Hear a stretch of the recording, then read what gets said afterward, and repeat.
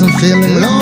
Is there a peaceful place for me to go where I can just be free of my pressures and release my pains? Sip honey, burn buds, and sing in the rain. It's been times I needed a shoulder, but someone told me, man, don't cry. So I share my joys and never show my pains. Feeling trapped in the parallels of this crazy world, while trying to make better for my boys and my girls. And on my quest for change, I turn to prayers. Lord, guide me on this life I lead.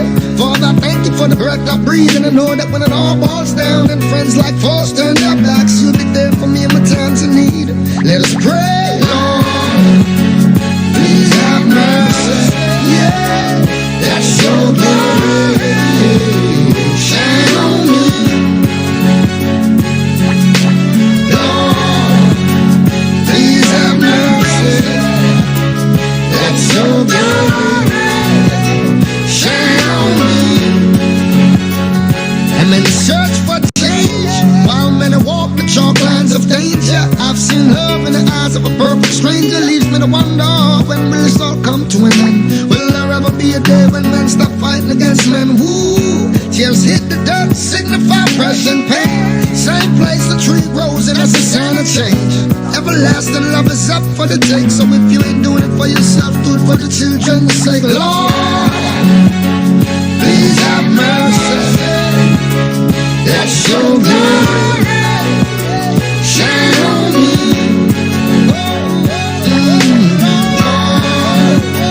Please have mercy. That's your glory, shine on me. Whoa, cinnamon, where you gonna run to? You're deceiving the people while stealing your hope. Ambushed by the system with a knife to walk through the breach. We're in danger for the words that we speak. Lord, please save me. The devil's trying to take my soul. Plead my cause, oh Lord, we be coming home. I'm in the dark, lead me to the light, oh Lord. Be my shield, lead me through the fight, oh Lord, I pray, yeah, pray. Lord, Lord, I pray, yeah, pray. Wow. Lord, I pray, yeah, I pray.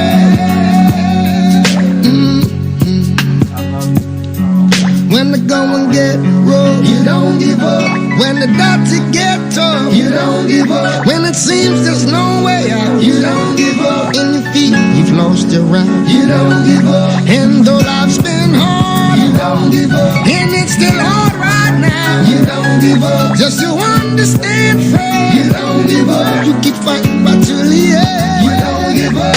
Lord, please have mercy, yeah. That's your glory, shine on me. Lord, please have mercy. That's your glory, shine on me. Lord, please have mercy. That's your glory, shine on me.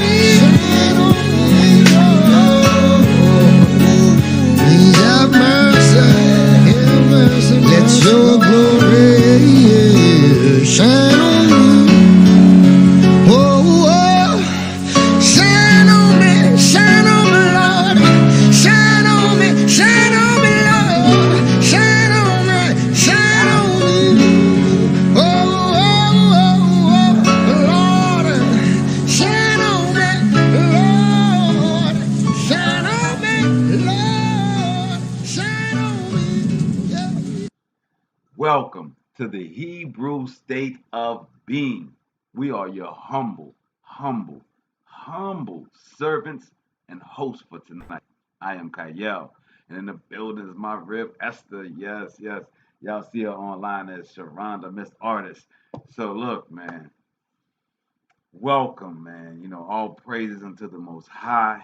We give him the honor, the praise, and the glory. This is a world that is in absolute disarray and off its foundations as the prophets foretold. In that, everybody's trying to get a plan, trying to figure it out. trying to follow these laws, statutes, and commandments, some of us, and trying to figure out how that looks in this present day world. And you have the ones that aren't following the laws, statutes, and commandments, and they are waking up in the community and they are trying to figure out a plan. The statistics are saying that most Americans do not want to return back to their regular 9 to 5, that they are looking to be off the plantation and create their own jobs, be entrepreneurs, uh, do it the way that our forefathers did it. Everyone's trying to make a new plan right now. I want to thank my Rev for giving me the title. Her title was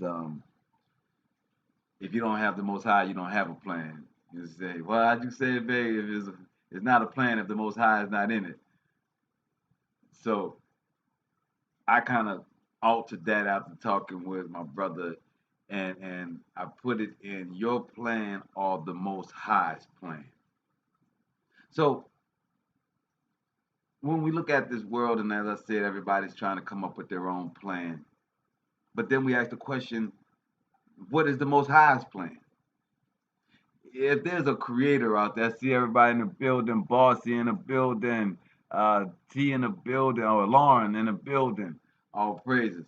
So when we ask the question, all right, if our plan isn't right, if trying to make it happen in this world through our wisdom, through our intellect, through our craftiness, right? What's wrong with that? What's wrong with trying to make it the best way we know how by navigating the system, getting over where we can, sliding through where we can, looking, get under radar, you know what I'm saying, undetected, trying to get in and get out. What's wrong with that? And if there is a problem with that, if there's a problem with that, then that person will reply, well, then what is your plan? Since you over here talking this scripture, right? Since you over here talking this sanctified lifestyle, what's your plan when the vaccines come at you? What's your plan when famine come? What's your plan when all these governments fall, as you keep talking to me about, brother? Well, the person that would be explaining the prophecies to someone, and that person would respond to them and say, well, what is your plan? Well, the person that's speaking of the prophecy should not say, this is my plan. Well, the plan of the Most High. Well, tonight we're going to look at what is the plan of the Most High. Like, what did he say is his plan for this time? And we should ask ourselves, does the plan that we have coincide with his plan? And if our plan doesn't coincide with his plan, what happens to our plans? So that's what we're going to dive into tonight. As I played Himani Marley in the beginning, I see you in the building, Chanel, shalom, shalom. See my brother Adon is in the building. So as we heard Kimani Marley in the song as I Pray, it's an old song. I love the song because it says when the times get hard, we don't give up. We go to prayer. If you knew how powerful prayer was, you wouldn't give up. You would have no fear of any impending danger, any impending issue that you would have to make a life-threatening decision over. And Most High says that's not in your future. In some people's future, absolutely. Absolutely, they're going to have some perilous times coming for many people. But the ones that follow his plan, there's a definite written word of the Most High that explains what that is. And we're going to get with that with Psalms 33.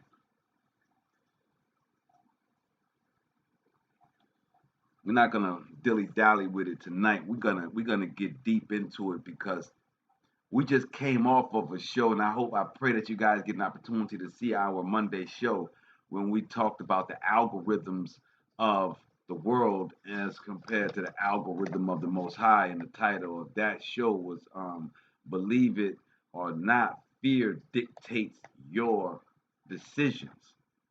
And why does the woke resort to witchcraft? That night, that information that we brought forward is pivotal. I pray that you get an opportunity to peep that out. So, building off of that, right? That that lesson explained to us that the algorithm of the Most High is your works, and He rewards your works. It's not a name. It's not a doctrine. It's not an organization. It's not a group. It's not a boy band. It's not a Daughter of the Zion band. It is your individual works as He puts you through your trials and tribulations to make sure you're worthy to be in this kingdom. Your name is written in the book if you're of Yasharala. If you're of the seed of Jacob, your name is in the book. But as we're going to read tonight, the Most High is quick to take your name out the book. So, as the seed of Jacob, we want to ensure that we're not taken out of the book. And for Gentiles that may be watching, it is for you to understand the ordinance of the Most High so that you can have salvation or that you can have a place with Him because He created all animals, all creatures, right? So let's get it. Psalms 33 is gonna get into this plan, right? So first it says, rejoice. I'm gonna read. Y'all have it on y'all screens up there, but I'm gonna read for myself. It says, rejoice in the Most High, O ye righteous, for praise is comely for the Yashirayim. Now, comely means beautiful.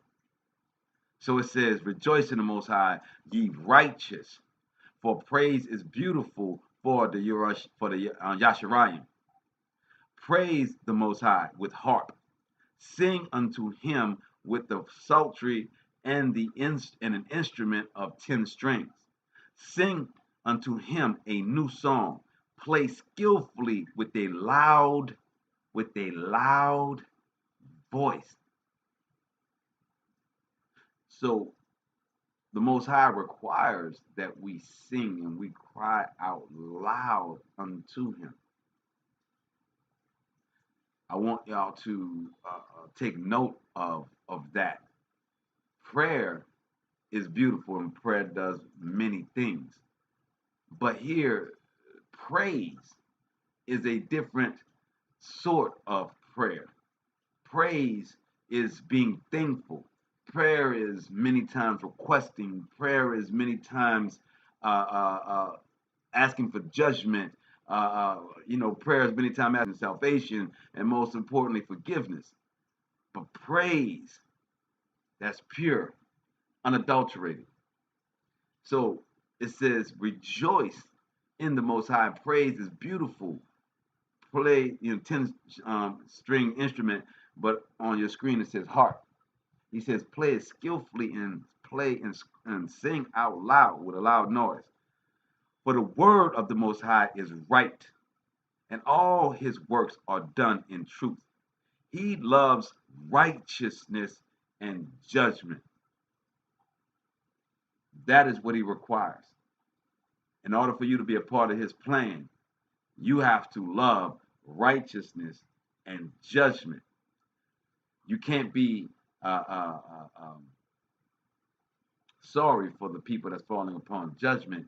You need not have any emotion about it. It is a part of the process. The earth is full of the goodness of Most High. By the word of the Most High were the heavens made, and all the hosts, that's the armies, all the armies of them by the breath of His mouth. By the breath of His mouth were the armies made, and the heavens Shemayim made. Verse 7, He gathers the waters of the sea together as a heap. He lays up the depth in storehouses. Verse 8, let all the earth of the Most High, let all the inhabitants of the world stand in awe of him. So it says, let all the inhabitants.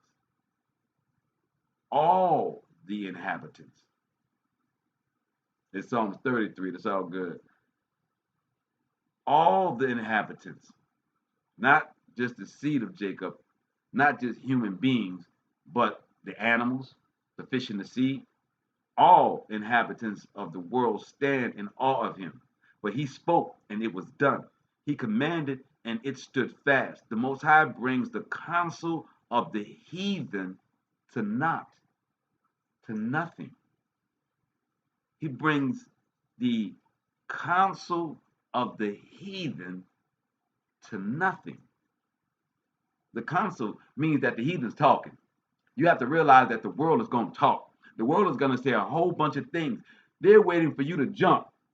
There was a thing we used to have in the playground when I was a kid. You know, when they wanted to see if you're going to jump, you know, they walk past you. What's up, Wamba? I know you know this game. They used to walk by you on the playground and if at you, see if you're going to jump. You know what I'm saying? That was the game, right? And if you jump, you was the punk, right? You lost already. You know what I'm saying? They say, oh, look at you, scared you, look at you. You know what I'm saying? Because a man is supposed to be able to what? Stand. Don't miss that. Don't miss that.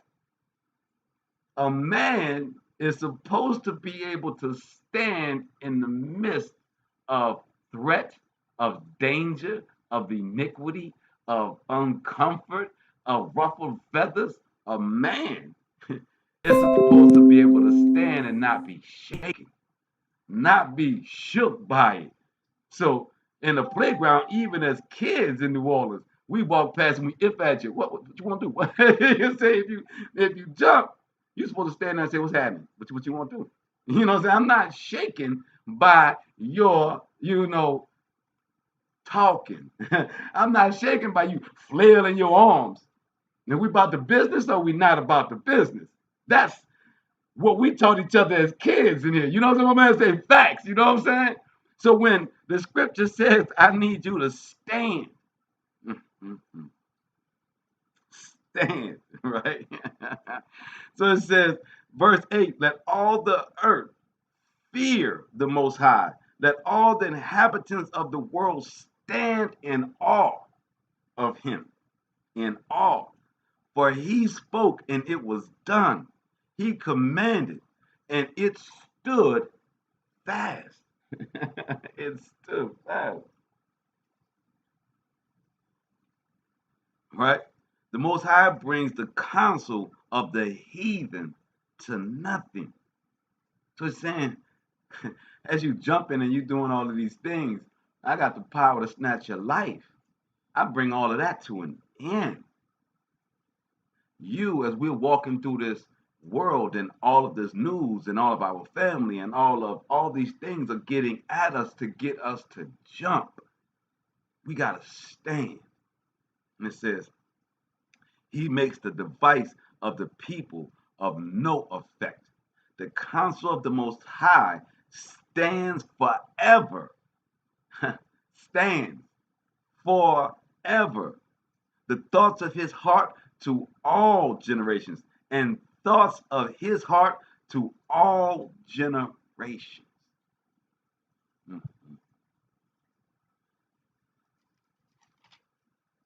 Verse 12.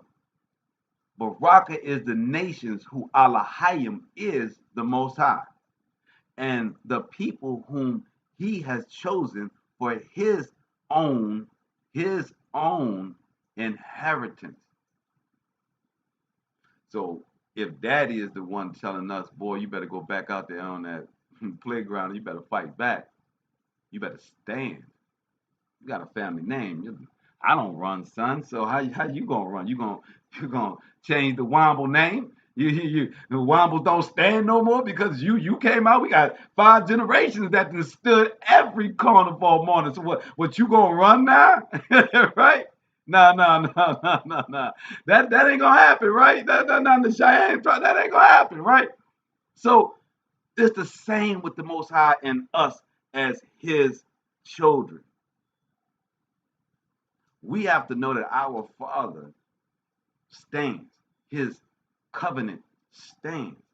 We have to stand through all of the chihuahuas chewing at your feet and hawking in your ear and yada yada yada. I see y'all in the building. You die. I see Jeanette just came in the building. Yeah, no one bow, won't bow down. Facts, right? So, and it says in verse 13, but in 14, I mean in 12, it stated that we are his inheritance. So we as his children have to be a reflection of him and stand. Verse 13. And the Most High looks from Shemayim and beholds all the sons of men, all the sons of men. He didn't say Jacob. He didn't say Jerusalem. He did not say that. He said all right? All. He said from he said the Most High looks from Shemayim and beholds all the sons of men. From the place of his habitation, he looks upon all the inhabitants of the earth. He fashions their hearts alike. He considers all their works, not they talking, but their works. There is no king saved by the multitude of a host. No army is going to save a king. A mighty man is not delivered by much strength. A horse is a vain thing for safety, neither shall he deliver any by his great strength. Say strong men not gonna save nobody with their strength. What you say, my brother and mom told me don't come home until I won that. Yeah, and if we apply that to serving the Most High, exactly, my brother Adon, exactly, exactly. If you apply what your parents told you as a child to go back out there and stand, if you apply that to you and the Most High, and you stand for Him and you fight, oh man, the Barak is endless. It's absolutely endless. So, and it says in verse 16, there is no king saved by the multitude of a host. A mighty man is not delivered by much strength. A horse is a vain thing for safety. Neither shall he deliver any by his great strength. Verse 18, behold, the eye of the Most High is upon them that fear him, not the world. You don't fear the world. You don't fear what the news says. You don't fear what the police officer says. You don't fear what the supervisor says. You don't fear what the neighbor says. You fear the Most High. You follow his ordinance. See, when you get into the practice, the habit of following the law, statutes, and commandments, and we can get past a month and not have a whole bunch of sin that we asking for transgressions to be forgiven. If we can really walk this 10 commandments and be peaceful and be humble. And let me tell you, it's harder to follow all the commandments when you're running out into the world. When you're humble and you're in your abode that the Most High has blessed you with, barakahed you with, and you're only leaving your home to complete the mission that the Most High has you on for that day, you don't get caught up with the rest of it. Then you are, when these things come upon you and people do you wrong, you're clear what's going to happen unto them. You are not concerned about you. You know you've done right. You did not cross these people, and what they're planning to do to you is going to come unto them. Because it says it's written there. Just like the sun and the moon comes up every morning and night. This is said that if you're a righteous man, that the ones that come upon you, that it will come unto them. This is, yeah, your dad, you know what he's talking about. Yeah, we didn't have that conversation before. Like you said, yeah. You know what I'm saying? You have to really know that the enemy got no wins against you when you're walking in righteous, and it doesn't matter what the iniquity, the problem, the situation, how it comes at you, whether it's job, whether it's personal, wherever it is. However they come at you, long as you stick in the plan, long as you stay in the fight, long as you do as your parents told you, you go back out there and stand. But in the Most High, because you fear him. Upon them It says, behold, the eye of the Most High is upon them that fear him, upon them that hope in his mercy. So we are hoping, well, the ones that are faint-hearted, they hope that the Most High is real. They hope that their prayers are being heard. They hope. The ones that are seeking him and walking his walk know that their prayers are heard, just like their iniquity is heard. If the Most High can punish me for the bad things I've done, how can he not hear me when I'm praying to him for goodness? If that doesn't come unto me, if that goodness doesn't come unto me, I must have patience. If it goes past the point of patience, then that's not what he wanted for me, and he has something else for me. And if I'm continuing to seek him, I'm going to find that other thing that he has for me because he always has a window. He always got an escape route. He's always got grace and mercy on tap. It says, so his eyes upon those that fear him, upon them that got hope in his mercy, to deliver their souls from death and to keep them alive in famine. We trust in him to feed us.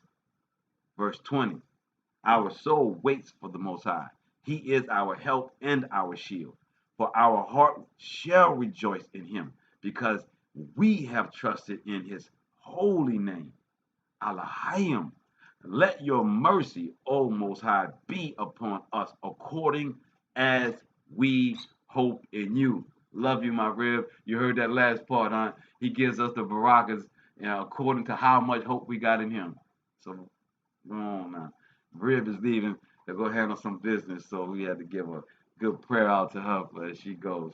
So now as we go on to our Isaiah 14, right?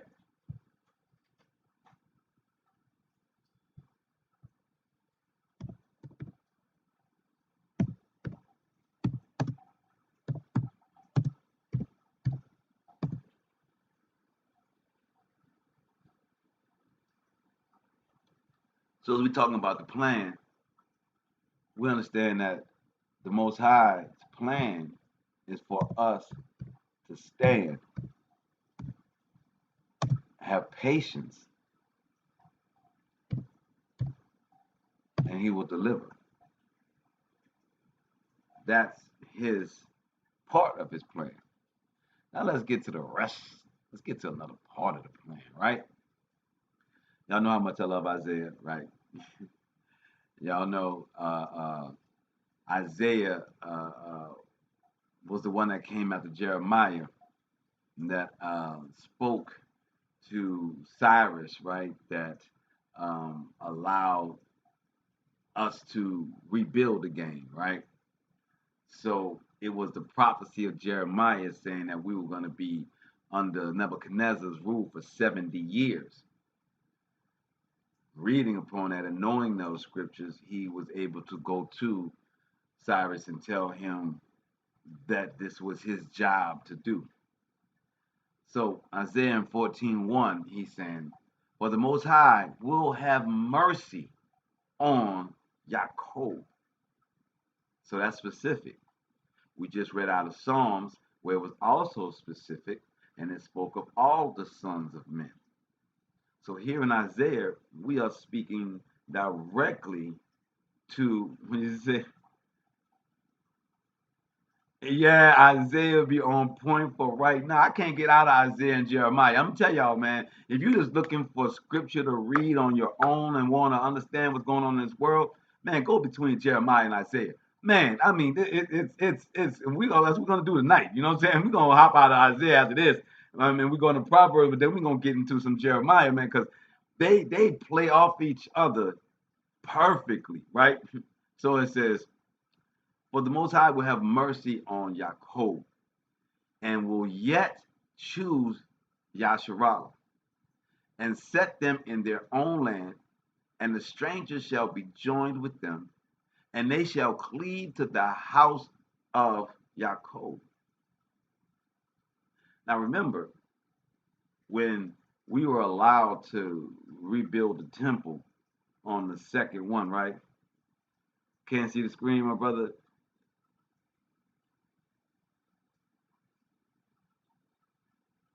Well, this is 14. I'm not sure out there. I can see it on my feed, a screen. So So in Isaiah, you have when we were allowed to build the second temple, that we had all of the people that were brought into the land.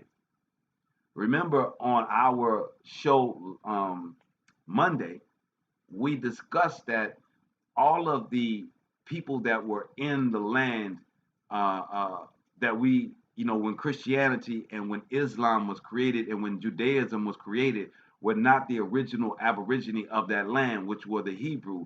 They had been taken into captivity and they had fled from the area, and that these had been seeded by Europeans from the east and the west, meaning the west, Greek, Rome, Italy, the east being Germany, Poland, Russia.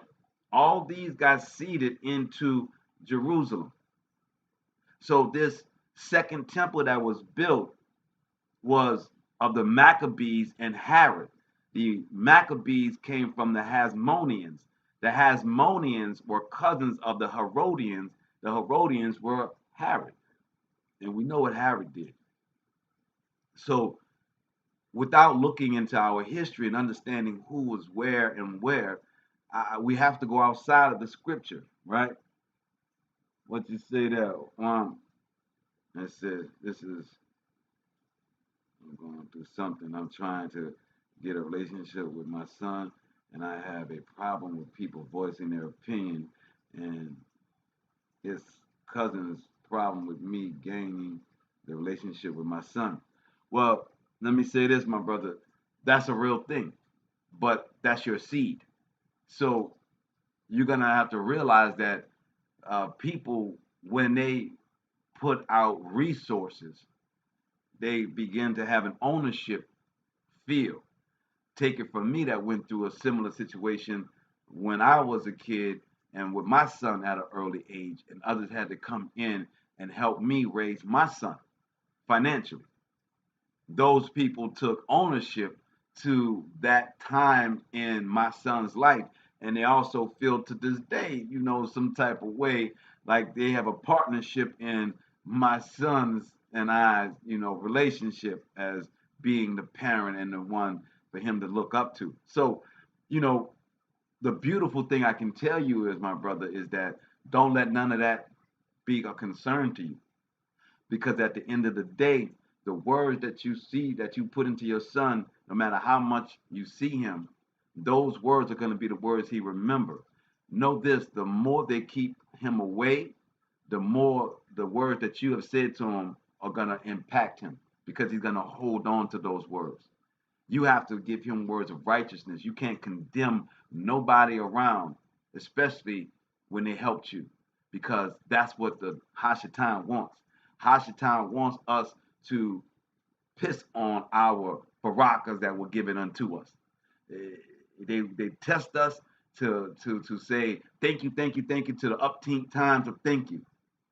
But that's okay. That's why the Most High says we don't put our life into man. That man, you can never please man.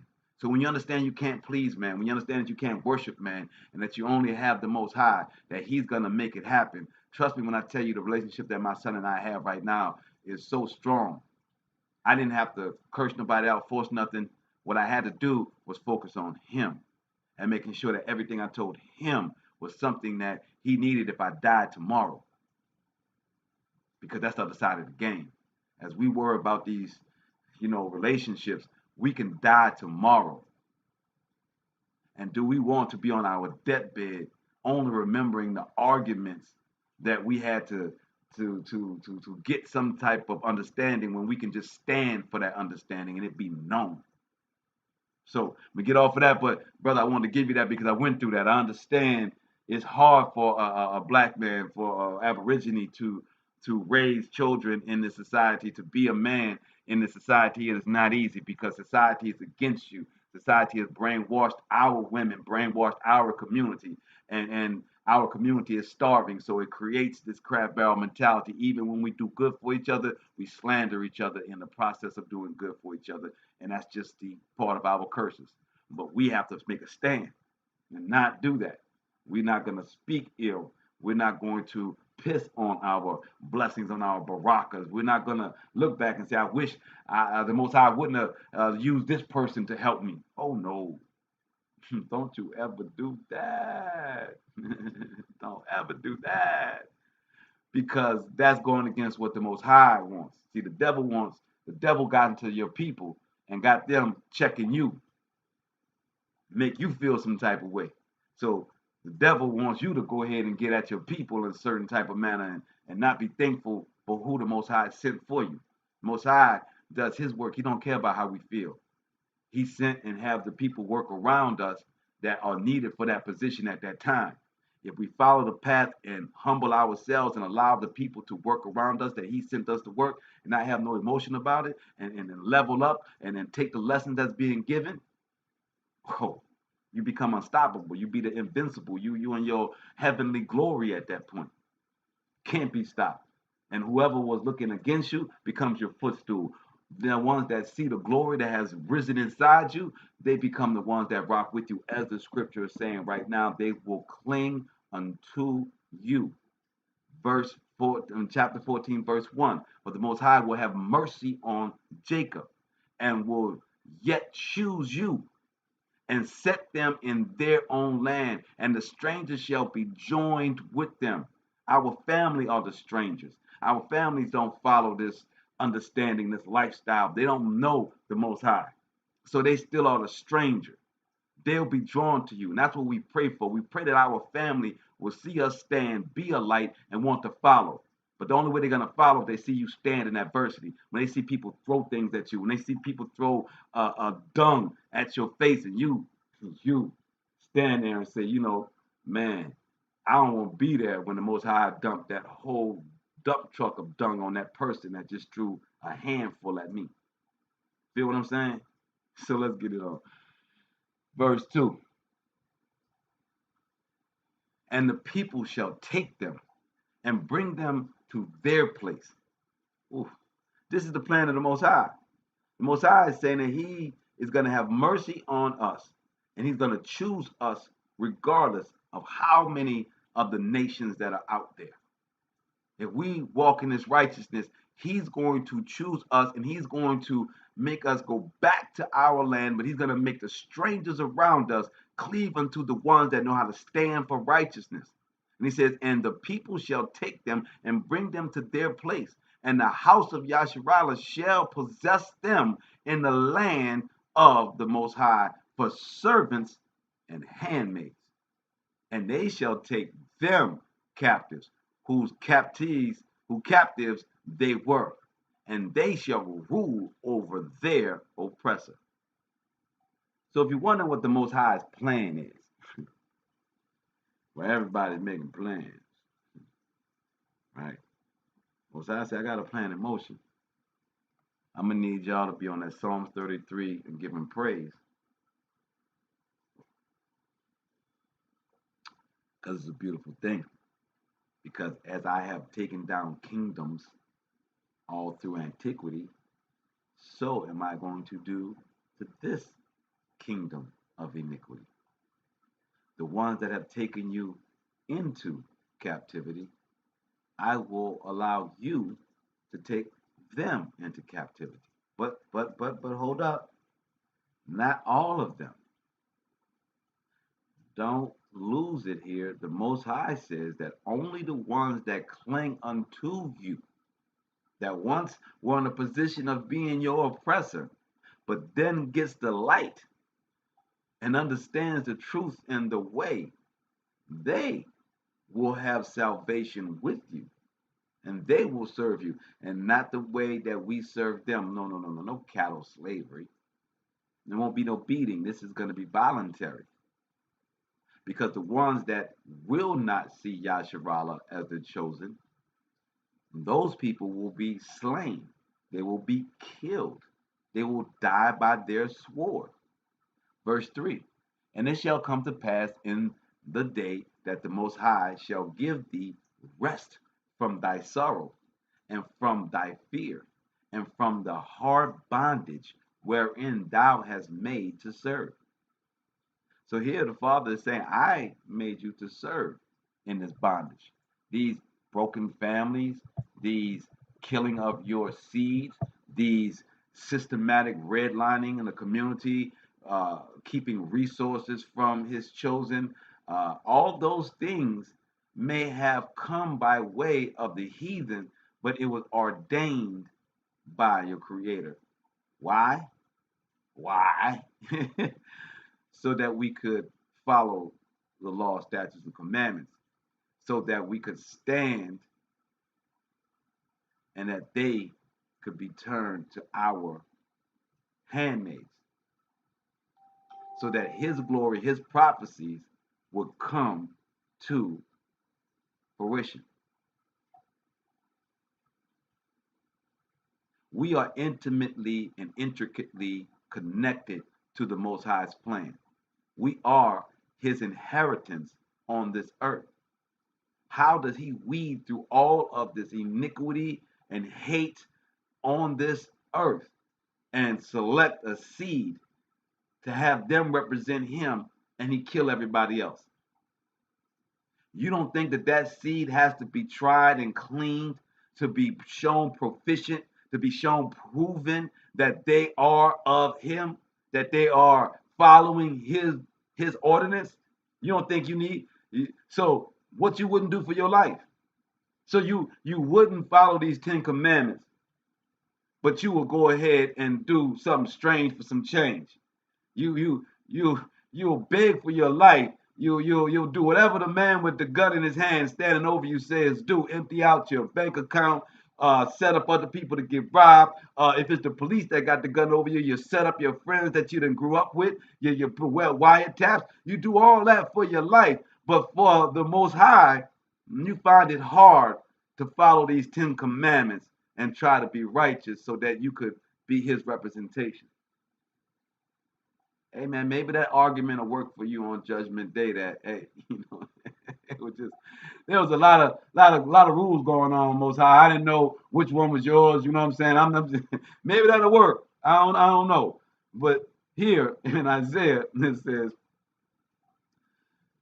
if you follow, you shall rule over your oppressor. Verse 3, and it shall come to pass in the day the Most High shall give thee rest from thy sorrow and from thy fear and from the hard bondage wherein thou was made to serve, that thou shalt take up this proverb against the king of Babylon and say, how hath the oppressor ceased? The golden city ceased. We know that Babylon was destroyed, but if you look at modern day, you would think that Babylon never left anywhere, because all of the god systems of Babylon is running the world right now. You have in the Senate, they're saying all praises to Brahma. Yeah, that thing, that Indian god, that Hindu fallen angel, that they connect to Abraham. Now they call Abraham a god because everybody following the Abraham religions. Boy, they got some trick holes. They got some left, rights for you. You got to be on your P's and Q's, because they'll get you in the door. Next thing you know, everybody around you is butt naked and doing things that you're not ready to do. You know what I'm saying? You're like, how did I get in this door with all of these dildos and plugs? And how did I get here?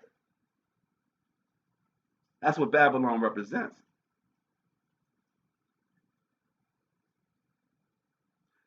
So even though Babylon and Sumer was destroyed by the Most High, it is venerated in today's culture. Everybody wants to go back to it. The aliens come from Babylon, from Sumer. The present day Abrahamic religions like to bring themselves back to the gods of Sumer.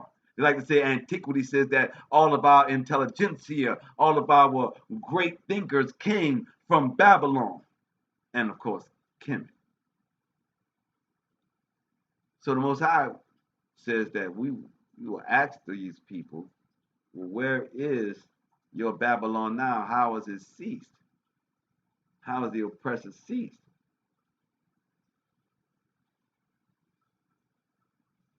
Yeah, my brother Adon. And it says, verse 5, and the Most High had broken the staff of the wicked. The Most High had broken the staff of the wicked and the scepter of the rulers. Y'all know who got the scepter, right? The Most High is giving the scepter to Yahuda, Judah, Utah, Moab, Utah, America. Anyway, it's a whole nother thing. Verse 6. He who smote the people in wrath with continual smoke, he that ruled the nations in anger is persecuted and none hinder it. Most High says he's going to bring down all of these nations that are colonial nations. What is a colonial nation? That's a colonized nation. How did they colonize these nations? Through slavery and hard bondage. So when the Most High says here, he who smote the people in a wrath with a continual stroke, he that ruleth the nations in anger is persecuted and none hinder it. On the 6th of January, you had some angry people storm the Capitol.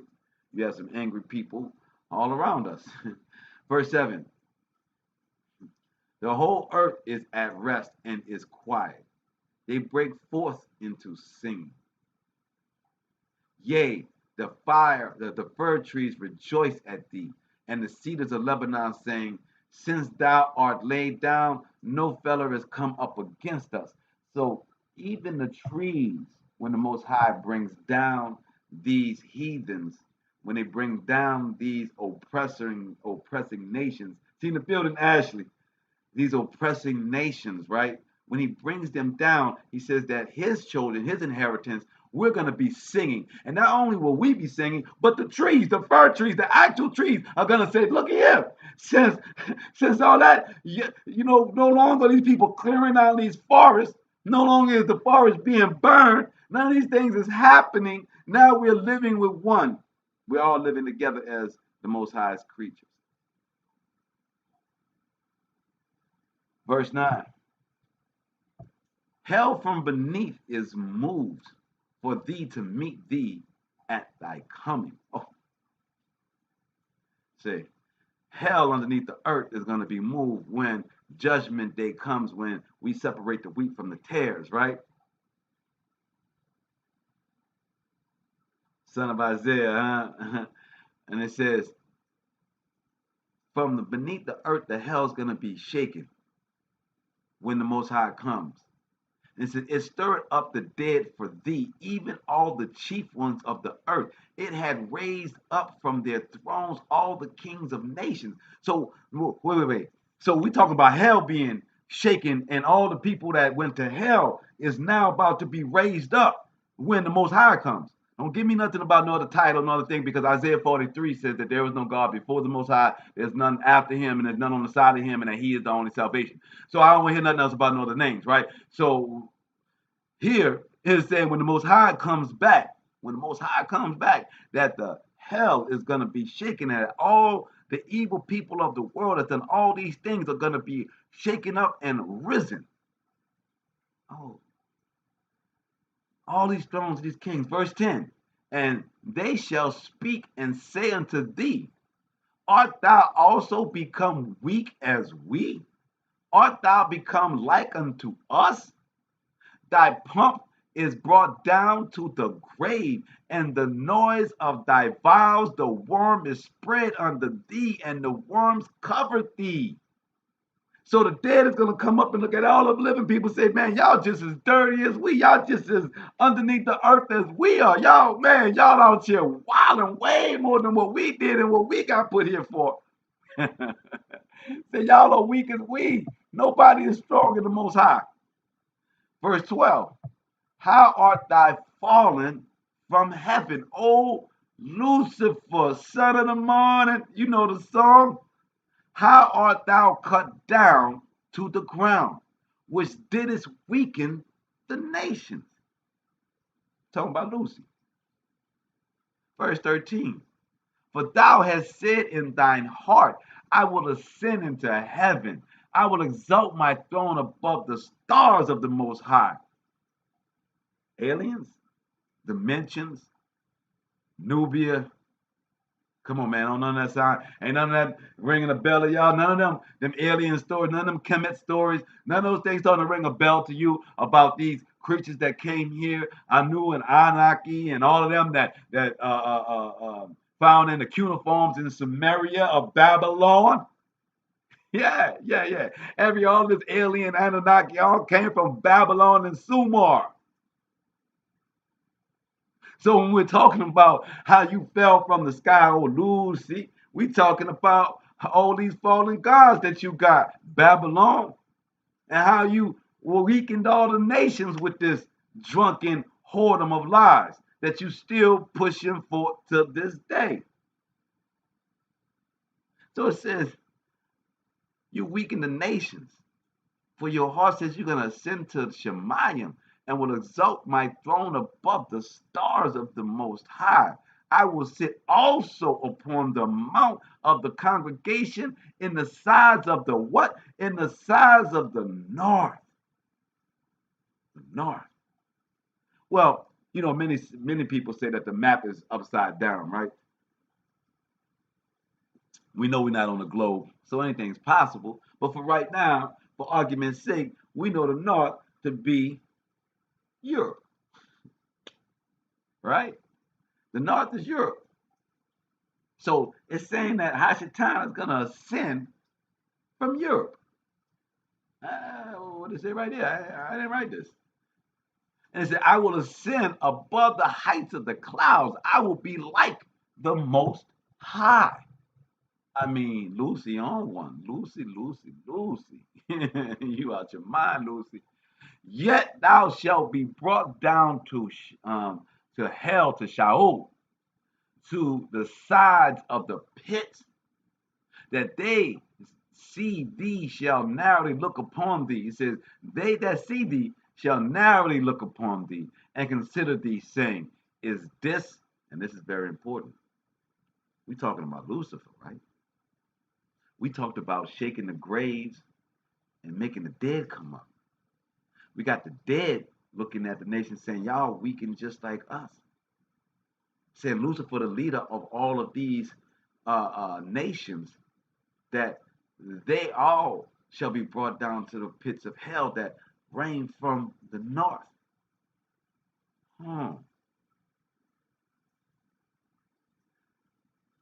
So when this last description in verse 16 is going to give you, it says that they shall see thee narrowly and look upon thee and consider thee, saying, is this the man? Not angel. Most High said, I've stripped you from your seraphim, because that's the name of the angel that Lucifer actually was. He was not a cherubim, but a seraphim.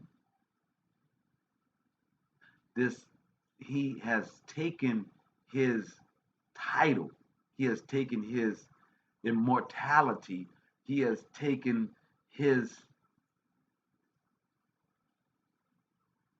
I guess you can say, his card, you know what I'm saying? And revoked it, and now calling him a man. And it says, saying, is this the man that made the earth to tremble, that did shake kingdoms, that made the world as a wilderness, and destroyed the cities thereof, that opened not the house of his prisoners? All the kings of the nation, even of them lie in glory, even one is his own house. Say, all you kings, all of you in your own house. Verse 19, but thou art cast out of thy grave like an abominable branch, and as the remnant of those that are slain, thrust through with a sword. Oof. So now they raised up from the dead, and they're going to be thrust through with a sword that go down to the stones of the pit as a carcass trodden under feet. Whoa. That's for the evil. That's for the one. That's the plan that the Most High has for the ones that have trampled upon us. Now we know a day is 1,000 years into the Most High. So who knows how long this process of them being awoken, seeing this problem being thrust through, how many times this sword is going to thrust through this carcass? What kind of torment is in store? Verse 20. Thou shalt not be joined with them in burial, because thou hast destroyed thy land and slain thy people. The seed of evildoers shall never, never be renowned. Prepare slaughter for his children. So many times you have these people talking about, I ain't had nothing to do with slavery. And they got the little woman that coming on TV. Just because I don't want my children to learn about critical race theory in the school systems doesn't, damn it, make me a racist. Man, I was on the floor. But for those people that believe that they are white clean, that this ain't nothing to them, right? This, you know what I'm saying? What my forefathers did, man. You know, I know I'm living off of that heritage. I know I'm living off of the land that they stole from y'all and everything. I know I'm living off of the slave labor that my family was able to build their business off of y'all. I know all those things, but I'm not a racist. One of my closest friends is a nigga. I mean, Negro. Well, for them, Isaiah 14:21 says, prepare slaughter for his children. These were the children of the ones that were dead in their graves that did the work. So the Most High says, prepare slaughter for his children for the iniquity of their fathers, that they do not rise, nor possess the land, nor fill the face of the world with cities. All right. For I will rise up against them, said the Most High of the armies, and cut off from Babylon the name, and remnant, and son, and nephew, said the Most High. I will also make it a possession for the veteran, for the bittern, and pools of water, and I will sweep it with the bosom of destruction, said the Most High of armies. Verse 24. The Most High of hosts had sworn, the Most High of the armies sworn, saying, surely as I have taught, so shall it come to pass. It says, the Most High said, he swore this. This is a swear by the Most High. We are told when the Jesus entity came, he said that you ain't supposed to swear no more. That your word got to be your word. You got to be a yea, be a yea, and your nay, be a nay. But here in Isaiah, before all of that Vespasian and all of that Greek Roman conversation came in, whereas Hebrews, the Most High swore. Surely as I have taught, so shall it come to pass, and as I have purposed, so shall it what? Stand. What we've been talking about, standing. So shall it stand. Verse 25. That I will break the Assyrian in my land, and upon my mountains tread him underfoot. Then shall his yoke depart from off of them, and his burden depart from off of their shoulders.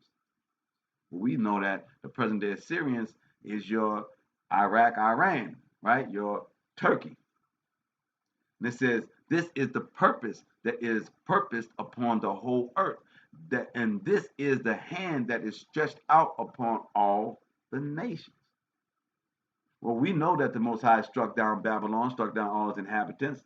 But we also understand that those Ishmaelites, the Persians, as well as the Medes, and their descendants, these are what you have in Turkey, your Kakistan and your Pakistan and all of those. This is their children of the Assyrians.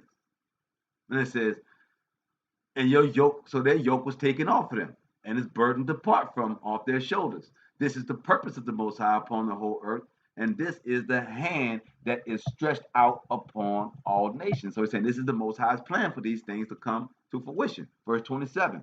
For the Most High of hosts had purpose, and who shall disannul? Who shall stop it? And his hand is stretched out, and who shall turn it back? In the year of King Ahaz died was this burden. So we understand Isaiah saying that this all happened, right? So now it's saying, rejoice not thou, whole Philistina. Ooh. So we're talking about Palestine. So now the Most High is saying, and this is Isaiah talking. We're talking about what's happening right now. And Isaiah prophesied this thousands of years ago. And it says, rejoice thou, Hold Palestine, rejoice not Palestine, because thy rod of him that smote thee is broken. For out of the serpent's root shall come forth a cockatrice, and his fruit shall be a fiery flying serpent. Mm. So Palestine is Lebanon. Y'all all know what's going on right now in between them two. So the Most High is speaking of this, saying, hey, even though I'm going to destroy Babylon, you're going to have some evil ones that's going to come up in that land. And they're going to be as a flying serpent. Their fruit shall be as a flying serpent. They're going to be a cockatrice, right? And it says, and the firstborn of the poor shall feed, and the needy shall lie down in safety, and I will kill thy root with famine, and he shall slay the remnant. The Most High is saying what is his plan for the Middle East right there. He's saying their firstborn shall feed. The first one since 1948. Remember, these people went in there in 1948 and disrupted this land of Palestine, right? And been fighting and moving people out. So Most High said the first ones that they're going to eat. They said they're going to be in safety. He says, but I will kill the root with famine, and they shall slay your remnant. So they're going to slay Palestine's remnant. How, O gate, cry, O city, thou whole Palestine art dissolved, for there shall come from the north a smoke, and none shall be alone in his appointed time. Oof. What shall one then answer the messenger of the nation? Ooh. So there was going to be a messenger of the nation that Isaiah prophesied. And in our Dead Sea Scrolls, we have the righteous teacher. Yeah, my brother Vortes, yes. So in our Dead Sea Scrolls, we know that they refer to the one that actually came as the righteous teacher, the messenger. A righteous teacher is going to have the message, right? Not the Christian Judaism of a crucified Jesus on a cross, right? So even in their own lies of New Testament in Galatians 3:13, they say he was hung from a tree and not from a cross, right? So here, as we end Isaiah, and he's talking about this prophecy of Palestine, and he's saying that the messenger, he said, what shall one then answer the messenger of the nation? So what are you going to say about the one that told you this? That the Most High had founded Zion, and the poor of his people shall trust. We shall trust in him, not because of some words, but because we follow the Ten Commandments and we see him in our life supernaturally that you can't put no hands on. That's why, as we talked about, conscience is actually broken down to be science. And we know our oppressor created science, and we understand that science is only the unpacking of the Most High's natural order. They didn't create nothing with science. They ain't discovered nothing with science. So the con of your own science, your conscience believing in some entity that isn't real and not believing in what's happening directly in your life when you follow the law, statutes, and commandments is called cognitive dissonance. Don't have cognitive dissonance. That means you're not recognizing and acknowledging what's actually happening in front of you. You're just spitting out what you've been indoctrinated with. So we're going to go to Proverbs to really bring this. And then we're going to Proverbs 19. Then we're going to hit Jeremiah. Jeremiah going to put a hole in your head. Trust that. Because we're talking about whose plan. Your plan or the Most High's plan. Which one you think is going to work. The Most High is laying out his plan right now. We can see the prophecies unfolding. It says every time when the Most High is actually speaking in the Torah in the Old Testament, it says, I done sent my prophets to you. They didn't told you what's going to happen. You are choosing to do the opposite, even though you're seeing it happen. You want to believe the scientists when they tell you it's not the glory of the Most High, but it's some reaction, some domino effect of nature. Well, who created nature? Who could make it? Who can make nature have a domino effect? Huh. Well, I guess we just don't ignore all that. Anyway, Proverbs 19. And it's going to hit some people hard. I want y'all to really hear this and read this Proverbs 19 for yourself because it really needs to sink in. And Proverbs, they hit you so many times, line upon line is Proverbs. You know what I'm saying? Every line is a pop. So verse 1, better is the poor that walketh in his integrity. What are we talking about? The law, statutes, and commandments is integrity. That is our definition of righteousness. So the poor that walketh in righteousness, that you are better than he that is perverse in his lips and is a fool. Also, that the soul be without knowledge is not good. And he that has it with his feet sinneth. So it's saying that when you follow laws, statutes, commandments, you have integrity, and that is better for you. But the ones that lie, the ones that come up with their own plan, the ones that want to figure it out according to what the world has taught them, they are a fool and they are without knowledge. And that's not a good thing. And it says the one that may have it, it said the one that is not good and they hasten their feet to sin. The foolishness, verse 3, the foolishness of a man perverted his way, and his heart fretted against the Most High. So the foolishness is what?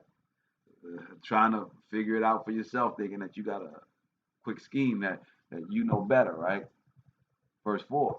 Yes, Chanel, that's right. Verse 4. Wealth maketh many friends, but the poor is separated from his neighbor. The Most High says that the poor is blessed, but the poor is ostracized. But then the Most High says that he wants you to be set apart. He doesn't want you in this world.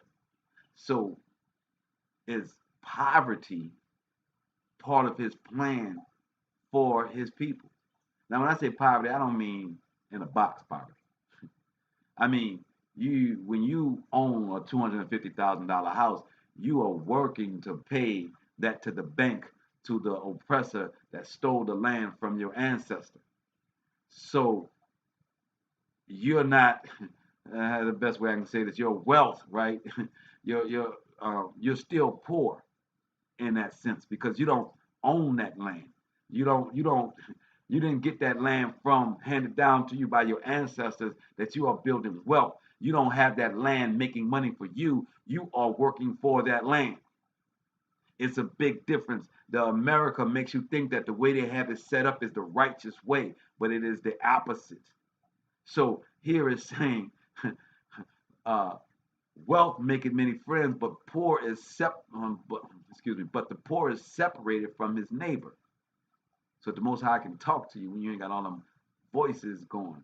Verse 5, a false witness shall not be unpunished, and he that speaketh lies shall not escape. Many people that get to know me, especially the ones that get close to me, at some point it always comes, why you study so much? Why you looking at so many videos? Why you do this and do that? Well, this line right here made an impression upon me. A false witness shall not be unpunished. So if you're just picking up this book and you just grabbing a verse and you're like, I'm just gonna go ahead and freestyle it with y'all. You dig? I'm just gonna tell you from my perspective on what I think the scripture is talking about. Well, that's a false witness because one, as we established on Monday night, if you have awakened and realized the world is a lie, then you have to realize that from kindergarten and before kindergarten, when your parents was telling you what was important, you're going to be a football player, you're going to be a doctor, you're going to be this or that, that you were being indoctrinated from that point to be a part of this Greek Roman society, which is in Daniel 12 stated to be the he-goat and the kingdom of Hashatan. So when you grab these scriptures and you are trying to give it from a street perspective or from one of your personal perspectives or experiences in your life, and you're not taking into context what he meant, regardless of how it fits in your life and how you see it, but you need to know how he meant it. The source meant it. I'm glad that you can kick it up a notch like Emerald, right? All good. But you need to know what the core ingredients are. So that's why I read so much. That's why I stuck in videos. That's why I constantly seek his face, because I do not want to set myself up to be punished for being a false witness. So when I sit here and tell you there ain't no Jesus, y'all better know that I done studied. You better know that I done went through so many things to tell you that that name Jesus is a lie. To tell you that that New Testament was written by liars. To tell you that Josephus was a liar. It was handcrafted by your oppressor. Yes, they use a lot of the Old Testament. Yes, they use a lot of the ancient scripts, and then they wrote their own story in it. As the Torah, the Old Testament said, they would change the times, the dates, the feast, and the words. But his children would have discernment to be able to decipher. So that's what we do tonight. That's what we do every Monday, Wednesday, and Friday here, 8:30, 9 o'clock ish, right? On Hebrew State of Being. We cut through it. We study other books than what they give us, right? Yeah, it says Chanel, all lies, right? So it says, a false witness shall not be unpunished, and he that speaketh lies shall not escape. Many will entreat the favor of the prince, and every man is a friend to him that giveth gifts. Everybody love you when you're rolling them out. I'm telling you right now, as a testament, when things go left, the people that the Most High bring to you in that moment, even though they may chastise you, even though they may say things that you don't think need to be said, they may work on your nerves. But if the Most High sent them specifically to your aid in a specific time, and you've done your discernment, and they are coming at you with righteousness, not with lies, you have to know that that's who the Most High has you to build with. You can go out and try and get other people to help you in your situation. You can go out and do all these things, but the ones that the Most High put in front you need to pay attention to. They may not be righteous, they may not be all right, but you ain't all right. You ain't holier than thou. You dig? So it says, many will entreat the favor of a prince, and every man is a friend to him that giveth a gift. Verse 7, all the brethren of the poor do hate. All the brethren of the poor do hate him. How much more do his friends go far from him? He pursueth them with words, yet they are wanting to him. He that goeth, he that getteth wisdom, loveth his own soul. See, when the Most High takes you as the poor, when everybody turns their back on you, and he shows you your true talent, he shows you his true love for you, he shows you his true path for you.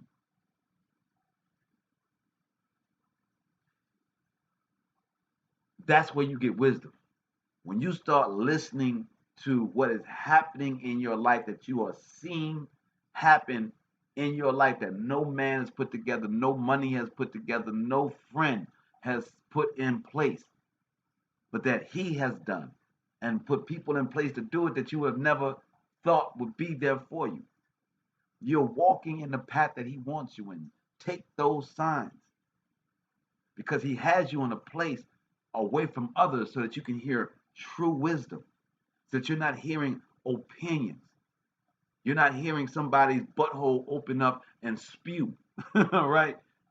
He's taking you so that you can rest, and that you can meditate, and that you can see what he has for you.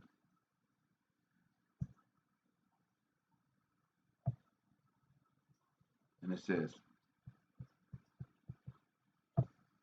verse 9. Wait, I'm sorry, still in verse 8. He that getteth wisdom loveth his own soul, and he that keepeth understanding shall find good. So in your adversity, you get understanding, you get wisdom, and you love yourself. You begin to put that shield of armor on that the Baptist churches talk about. But that shield of armor is knowing that you are someone and that someone is fighting for you, that you ain't got to kiss their butt, that you ain't got to wonder if they're going to change the rules of the game. They're going to wake up one day and say, you know what? I'm not really rocking with you. I'm going to destroy all things. When you love your own soul, you understand that your creator loves that soul as well. Verse verse 9. A false witness shall not be unpunished. He that speaketh, he that speaketh lies shall perish. Verse 10. The light is not seemly for a fool. I love this one coming. The light is not seemly for a fool. It seems like a fool never is happy. That a fool is never happy. Always a problem. Much less for a servant to have rule over princes. So the light is not seemly for a fool. The same is for a servant to have rule over princes. Ooh, much less for a servant to have rule over his princes. The discretion of the discretion of a man deferreth his anger, and it is his glory to pass over a transgression. That just means simply when you can spaz and you don't spaz, the Most High gives you favor. When you're in the right and they've done you wrong and you don't spaz, you don't extract your pint of blood, the Most High gives you favor. The king's wrath is a roaring lion, but his favor is as the dew upon the grass, fading. A foolish son is the calamity of his father. Oh, a foolish son is the calamity of his father. So we don't get a get out of jail free card and say, I don't know what's wrong with that boy. That's from his mama's side. We don't get that get out of jail free card. We don't get the opportunity to say that child just can't get right. It is our duty as a father, just like the Most High is on his duty at all times, refining us through our actions, through this world. So should you be doing unto your child until he gets to a level that you can respect the thought process of your child. It says, a foolish son is the calamity of his father, and the contentions of a wife are a continual dropping. So when a wife is unhappy, she's continually unhappy. She's continually bringing contention to the home. Verse 14. House and riches are the inheritance of the most high of your fathers, and a prudent wife is from the Most High. So the opposite of a prudent wife, anything that is a wife that is not prudent, is, let's look up the word prudent, is a problem. For the Most High, we like to stick with our Noah Webster, 1828, Noah Webster.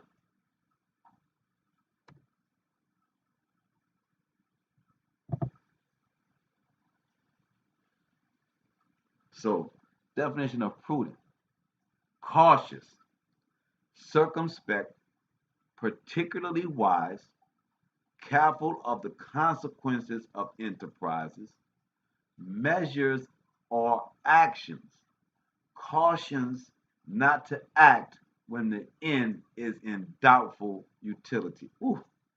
Cautious not to act when the end is of doubtful utility, or probably in impractical. Yeah,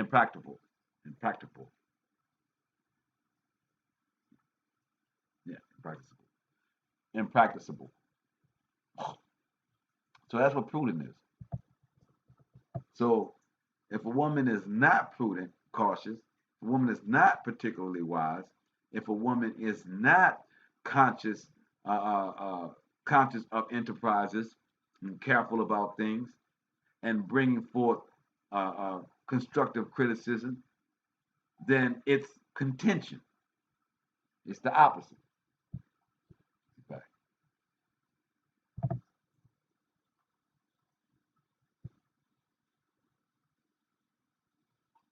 says, verse 15, slothfulness causeth into a deep sleep, and an idle soul shall suffer hunger. Slothfulness causes into a deep sleep, and an idle soul shall suffer hunger. Man don't work, a man don't eat. And he that keepeth the commandment keepeth his own soul. But he that despiseth his ways shall die. Shall die. Right? And we're going to stop right there on that one. And we're going to go to our Jeremiah 29.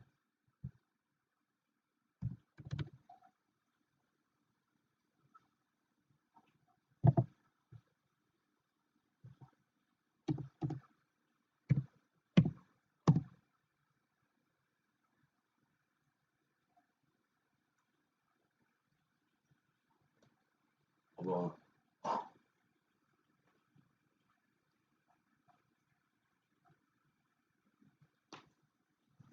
Had a little mucus there. Excuse me, guys. Anyway, let's go. Isaiah 29. So, Jeremiah 29, excuse me. So, in Jeremiah, as we're coming out of Isaiah and coming out of Proverbs and understanding the plan of the Most High, the wisdom, the trust in the way, to trust in His ways, right?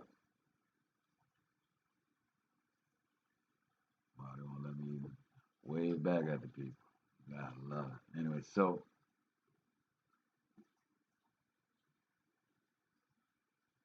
this thing is acting funny. All right, so as we have in understanding the plan of the Most High against our own plan, understanding what is wisdom in the Most High, that is patience, that is understanding His rule of order, the law, statutes, and commandments. We're understanding that false prophets, people that take this scripture and just come out of their own life experiences, these people aren't sending us to the direction of the Most High. They're sending us the direction of what their oppressor has given them. The Most High has clearly stated that we're in an oppressive state, that He put us in here. He took full smoke for it. He said, I did it. Now in Jeremiah is before Isaiah. He's explaining to the exiles these things to come. He's going to talk about that 70 years. He's going to talk about how we lost it in Babylon. So it says, now these are the words and the letter that Jeremiah the prophet sent from Jerusalem unto the residue of the elders which were carried away captives, and to the priests, and to the prophets, and to all the people whom Nebuchadnezzar had carried away captive from Jerusalem to Babylon. It's very important to understand. I told you guys that they ceded Jerusalem, that Jerusalem was no longer had the inhabitants of us way before what is going on right now.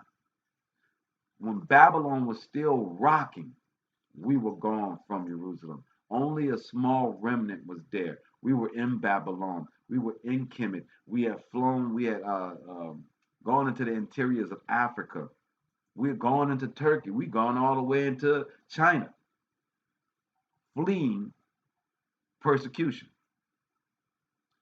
So it says, verse 2. After, so I guess let me just say this. So the reason that we talk about the New Testament is because New Testament came along way after the Babylon, way after these people have been seated, way after we taught their priests how to be in Herod's temple. Our temple was gone, was sacked, was done away with.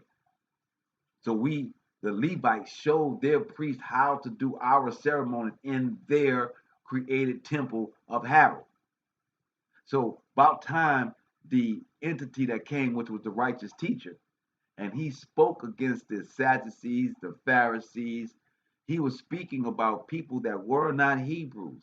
When he says to them that you come from the brood of vipers, you come from snakes, your family, your seed is of Hashatan that comes from the north. Jeremiah chapter 2. After um, Jeconiah, the king and the queen, and the eunuchs, the princes of Yehuda and Jerusalem, and the carpenters and the smiths were deported from Jerusalem. You see, everybody was deported from Jerusalem by the hand of um, Elisha, Elisha, the son of Shaphan, the Jeremiah, and Jeremiah, the son of Hilkiah, whom Zedekiah, king of Yehuda, sent unto Babylon to Nebuchadnezzar, king of Babylon, saying. So now you know everybody's been deported. The little remnant is there. The Zedekiah, who was the king of Judah, he sent a word to Babylon, who was taken over. He says, "Thus says the Most High of the army and the Most High of Israel, of Yasharallah, unto all that are carried away captives, whom I have caused to be carried away to Jerusalem unto Babylon. Build ye houses and dwell in them, and plant gardens and eat the fruit of them." So you got sold out, and now this dude is telling me, "Look, man, just be cool with your captivity." Talking about this is our people that did this to us. This ain't no boogeyman. This ain't the Gentiles. This was our people. This ain't the heathen. This ain't what you want to call Caucasoid. No, this is your melanated people. So now he lost his kingship unto Nebuchadnezzar that the Most High brought in to take over. That's why Daniel went to Nebuchadnezzar's court. That's why Ezekiel and Jeremiah both they were into captivity and exile. And now Jeremiah it has this letter that's being sent back. Uh, that this letter that's being sent from the king to the people, the inhabitants of Babylon that used to live in Jerusalem. I see the building, Claude, my brother, in Jerusalem. This is letting you know that this doctrine that has been created in the New Testament, we had no parts of it. We was nowhere near it. Anyway, and it says, they tell them, build fruit, eat the fruit of them, take ye wives, and beget sons and daughters, and take wives for your sons, and give your daughters to husbands, and that they may bear sons and daughters, that they may be increased there and not diminished.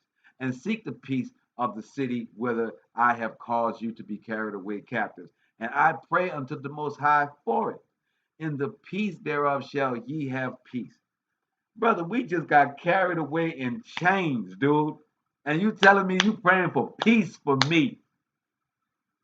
Don't that sound like some of your blue yay? Some of your black officers lowering your head, man. I pray everything will be all right with y'all, man. And now some of black officials, man, I pray. I'm sorry that they're taking y'all home from eminent domain. I'm sorry that they're taking everything in New Orleans. They're raising up all the prices. We selling out to corporate America. We sorry.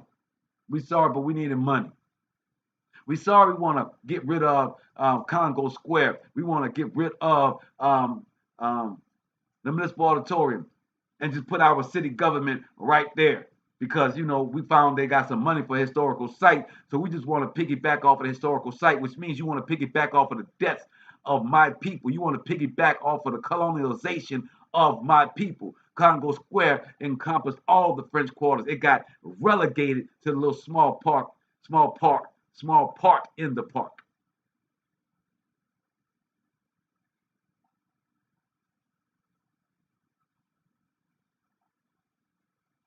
It's happening to us this day. Same politicians that sold us off back then, kings and courts, and selling us off to these other people because they made bad deals, and we gotta suffer from them. Hashatan, the devil, has always been the government. When you read these scriptures, it ain't about some red scaly guy with horns. It's the government has been the problem. The world has been the problem. The devil has been the world.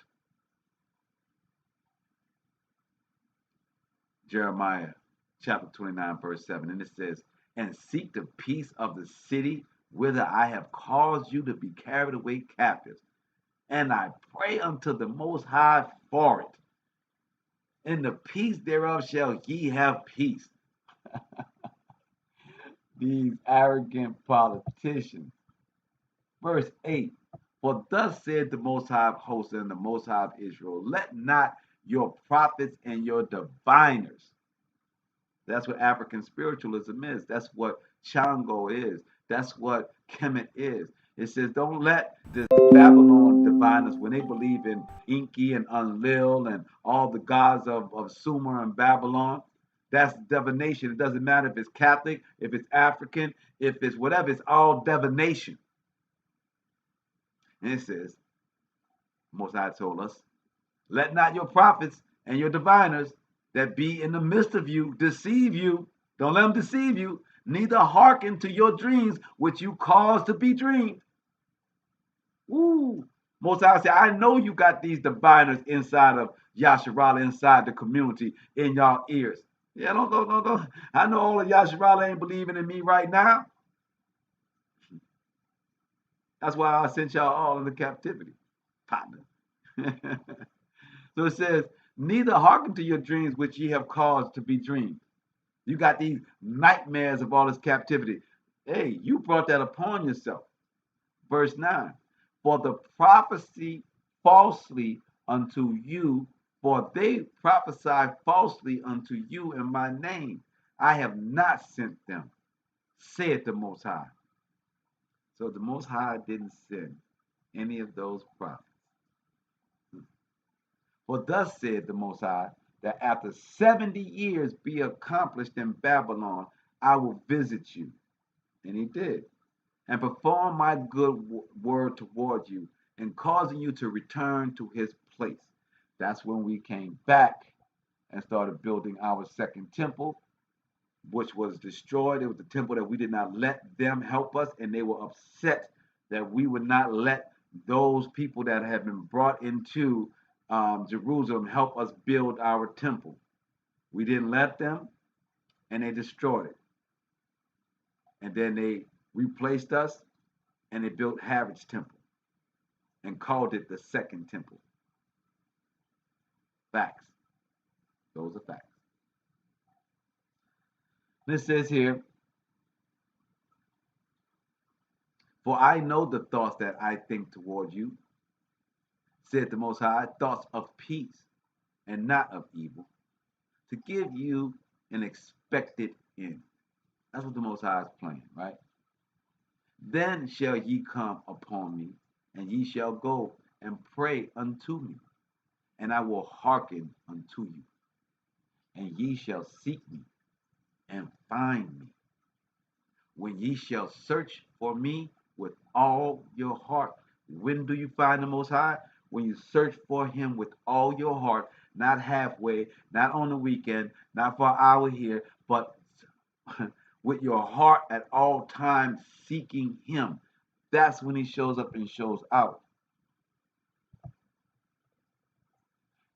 And I will be found of you. And I will be found of you. So the rest of the world, when you become a reflection of the Most High, they find the Most High in you.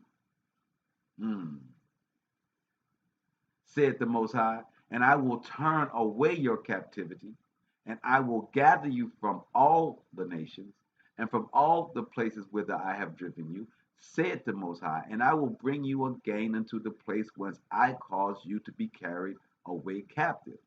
Now, how did that? I see the building say La Vie. Now, that prophecy came to fruition when Cyrus told everybody to allow the Hebrews to come back, to give them money, free them from the bondage across the land, and let them rebuild it.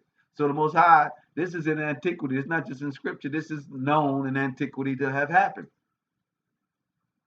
Chapter 29, verse 15.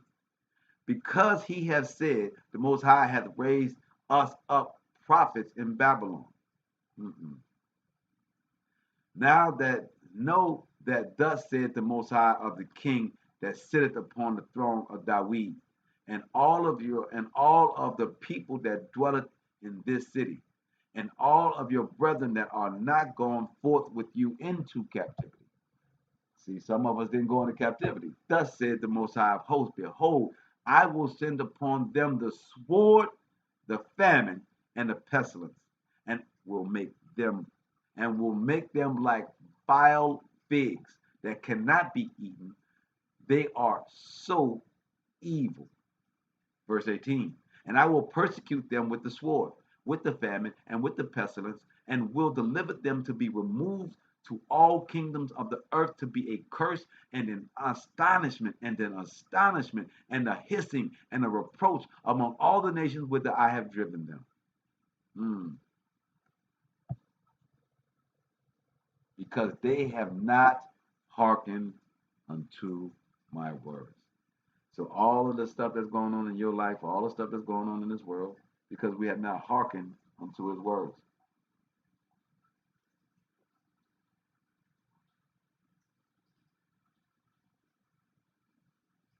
And it says, said the Most High, which I have sent them, said the Most High, which I sent unto them by my servant the prophets, rising up early and sending them, but ye would not hear, saith the Most High. Most High said, I sent prophets to you.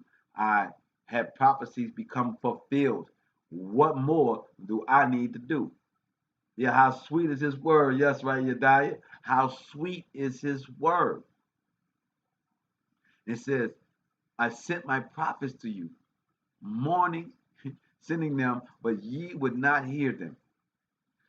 Verse 20, hear ye therefore the word of the Most High, all ye of the captivity, whom I have sent from Jerusalem to Babylon. So now the Most High takes it back from Zedekiah and said, no, you did not send my people. Listen unto the Most High. I sent you unto there. Zedekiah did nothing. Zedekiah did nothing. Verse 21, thus said the Most High of hosts and the Most High of Yasharallah, of Ahab the son of Koliah, and of Zedekiah the son of Maasah, which prophesy a lie unto you in my name. Behold, I will deliver them unto the hand of Nebuchadnezzar, king of Babylon, and he shall slay them before your eyes. And all of them shall be taken up a curse by all the captivity of Yehuda, which are in Babylon, saying, the Most High make thee like Zedekiah and like Ahab, whom the king of Babylon roasted in the fire.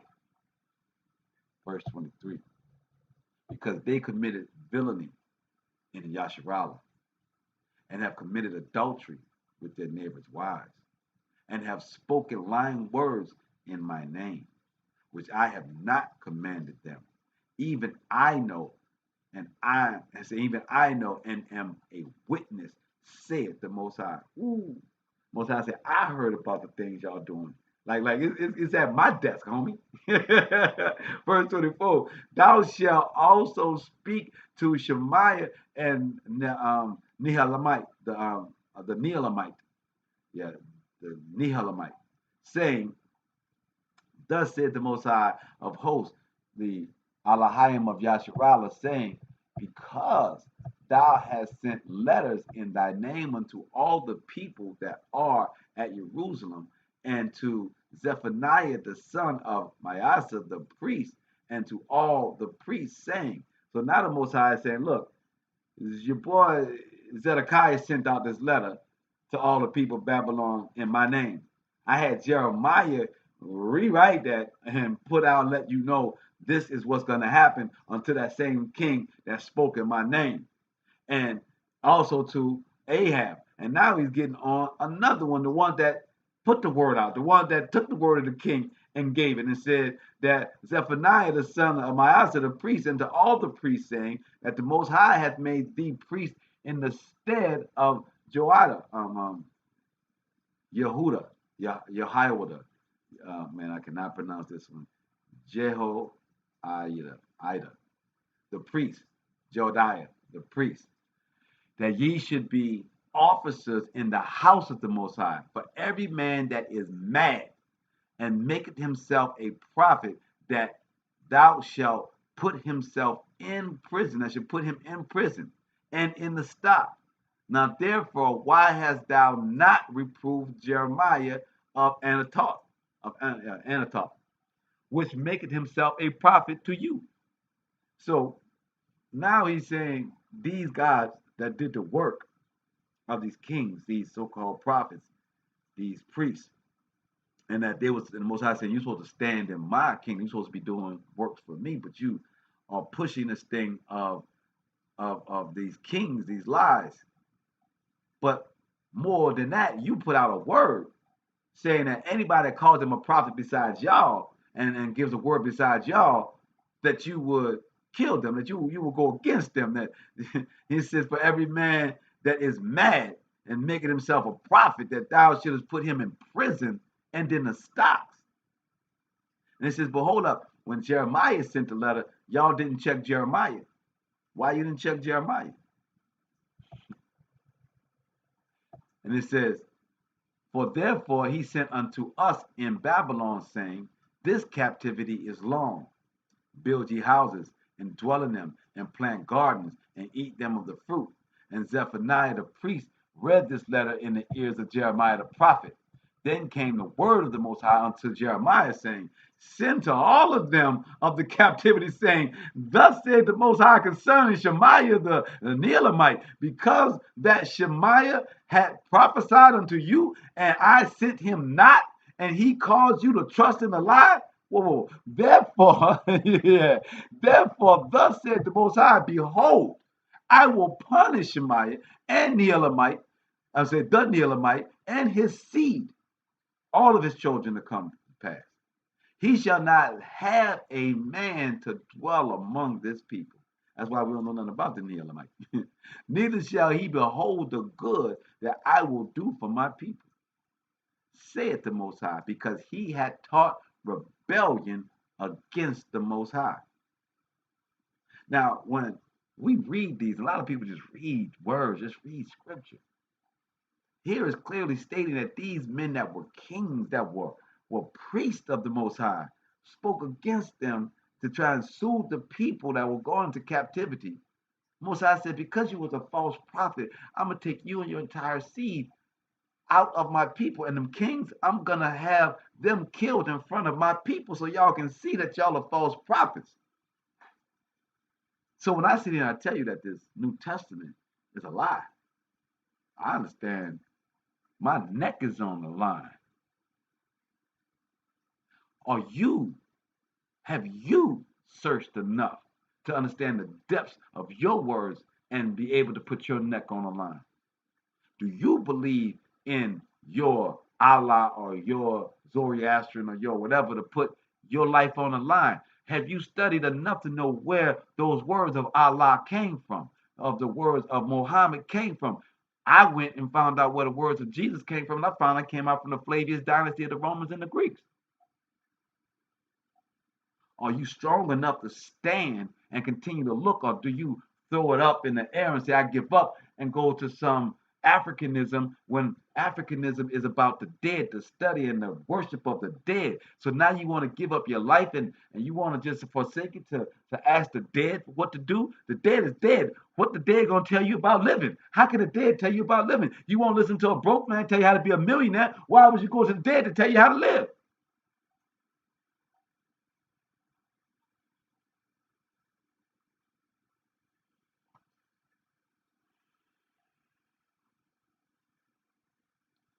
Therefore, thus said the Most High, behold, I will punish Shemaiah the Neelamite and his seed. He shall not have a man to dwell among this people, neither shall he behold the good that I will do for my people, said the Most High, because he had taught rebellion against the Most High. The Most High told me in Isaiah chapter 43, there's no God before him, no God after him, no God sits on the side of him. There ain't no place to put Jesus there. There ain't no place to put Allah. There ain't no place to put them. There ain't no place to put Buddha. Ain't no place to put no Yoruba. Ain't no place to put none of that. He standing solely. His plan is going through as planned.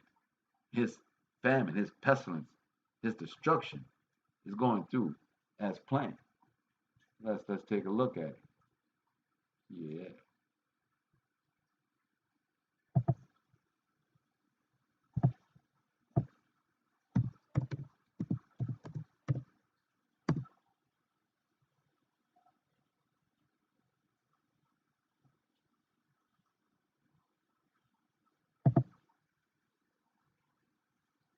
check this quick video out so we can see when we talk about planet, its pestilence, its destruction. People living in San Diego are trying to figure out what caused a loud boom in the area. The boom was heard from northern San Diego County all the way into Mexico. Geologists say it was not an earthquake. The military says it was not a bomb. Something traveling at a rate faster than sound, oriented in the right direction, hit San Diego with a big boom, if you will. So this is the third mystery boom San Diego County has heard since the beginning of this year. It rocked San Diego and started arguments. Our windows were shaking. Dad, did you hear that bomb or something? I was like, no, dude, you're tripping, man. When I hear a big boom like that, I just assume they're flying something around. The mystery boom heard from North County all the way into Mexico, and even the mayor of San Diego got in on the action. And when geologists said it wasn't an earthquake and the military said it wasn't a bomb, the question became, what was that? We don't really know. If the sound did not emanate from underground, there's only one last place to look, and that's up above to the atmosphere. So what could happen in the atmosphere to make these very impressive sound waves? It was a mysterious boom that still has everyone talking around town. From the South Bay to the East County to the North County, San Diegans reported hearing a loud boom last night. It happened last night, 8:15. I was driving, I missed it, but so many people heard this. And with the Department of Defense on the edge of releasing their UFO findings, excitement about what so many people heard runs a little wild. It's some of the kinds of things that add a little spice to life, isn't it? We get rocked by a boom, and what could it be? And sometimes it's more fun not knowing the answer than knowing it. We don't need to know, it's just all fun. There's loads of them. 1, 2, 3, 4. Oh, that is weird. I'm serious. That is. Look. There's 5 up there. There's 4. 5? There's 5. Oh yeah, there's 5, yeah. Can you see the hole in them? There's like a hole in the middle of them. Yeah. I need to film them properly actually, look. What's going on here? We'll continue to dig on this, but this is the third such boom that has happened with no real explanation since the beginning of 2021. That's the very latest from Oceanside. Jamie Chambers, Fox 5 News. A lot of people heard it and said, what in the world? But maybe it was something outside of the world, as Pat suggested. Jamie, thank you very much. We'll try to figure it all. 5 years ago, if this news report would have came on about these booms and seeing these UFO things, they would have said, no, didn't happen. Wouldn't even talk about it being from outer space or whatever fallen angel narrative that they're giving. But now it's okay. It's, it's probably came from, one of our guys, alien or something. All out and pass it along to everyone. Do you remember that one that we saw? I can't even see one here no more. Why can't I see one here no more? There they are. Look, they're like flipping round. Oh my God. What the hell is that? It's like coming closer anyway. It's not, right? Oh, it's so annoying. I can't get. I'm gonna try and zoom in even more. I have no idea. But we saw one the other day, no word of a lie, it was about there, and it was flying on its own. But the I thought it was a seagull, didn't I? Yeah, and I said to you, See it? Did you see the middle of it? It's like they've got a hole in the middle of it. Yeah. They just like hover. That is the weirdest thing I've ever seen. It's floating away. But can you see they've got a hole in the middle of them? Like when they flip round, they've got a hollow. Those two are well way up. A hollow hole. We've got some aliens quite close to them. President Obama says that there is footage and records of objects in the skies. What do you think that it is? I would ask him again. Thank you. But in this case, federal lawmakers who have been briefed on the sightings say we're dealing with something quite different this time. And NASA Administrator Bill Nelson said it's something that the space agency is very serious about and giving it the time and attention it deserves, because he said at this point it truly defies explanation. So there is a phenom there. What is it? But then again, good science takes time, and the human desire for scientific advancement is insatiable.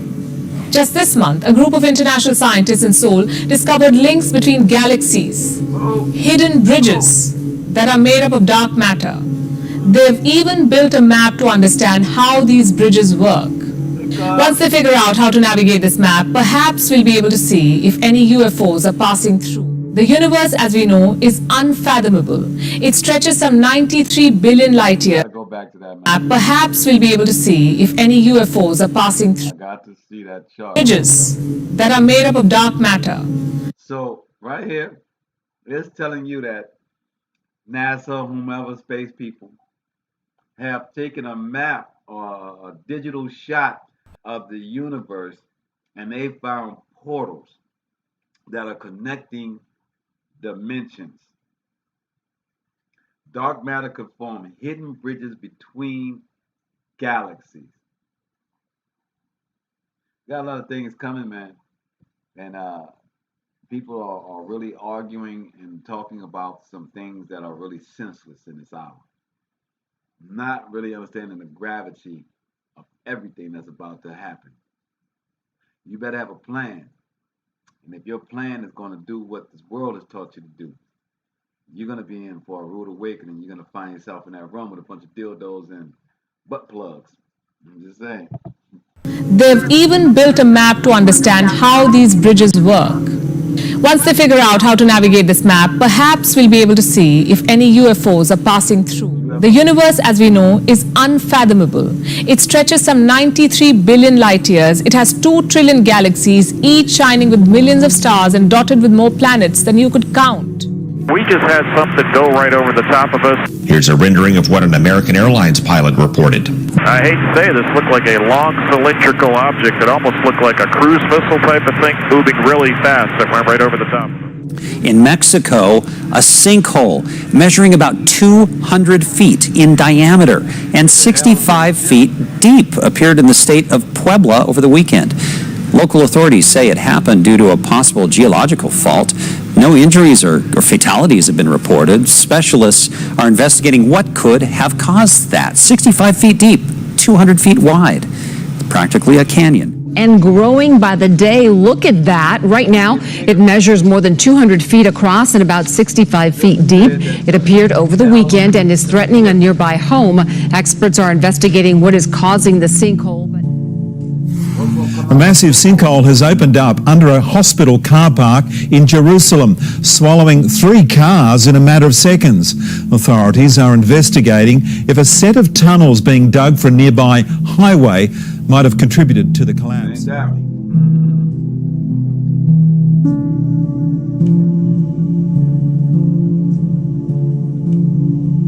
A doctor has watched on as his car was swallowed by a sinkhole in India.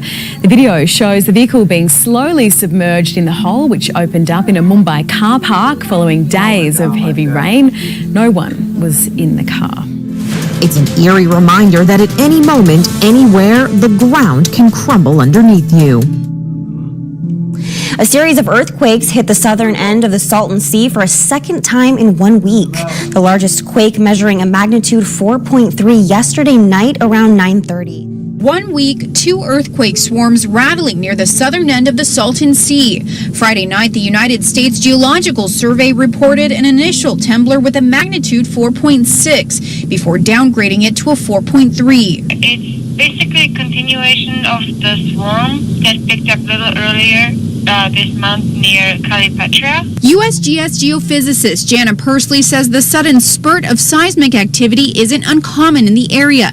Last week, a similar swarm hit about 6 miles west of Calipatria, with the largest of the quakes measuring at a magnitude 5.3. And so the bird feeder was swinging about more than normal. One viewer also sending in this video of a swaying chandelier, the largest of the quakes hitting just before 11 a.m. Both swarms hit in the Brawley seismic zone between the San Andreas and Imperial faults. USGS seismologist Dr. Lucy Jones says Friday's swarm hit slightly north, closer to the San Andreas fault, but still wasn't in, quote, triggering range. Even more breaking news this afternoon of a different kind. If you think you felt a tremor just after 2 this afternoon, guess what? You are not alone. The U.S. Geological Survey monitored a magnitude 3.8 earthquake in east central Indiana, about 60 miles east of Indianapolis so far. And Bellini says earthquakes in this part of Indiana are pretty rare.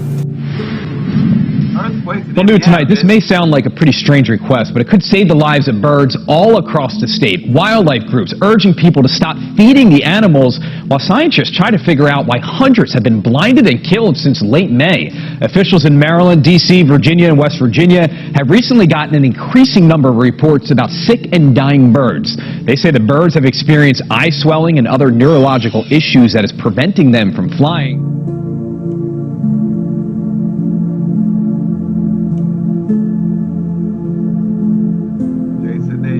Check him out on YouTube. He's got some great videos, great information. All right.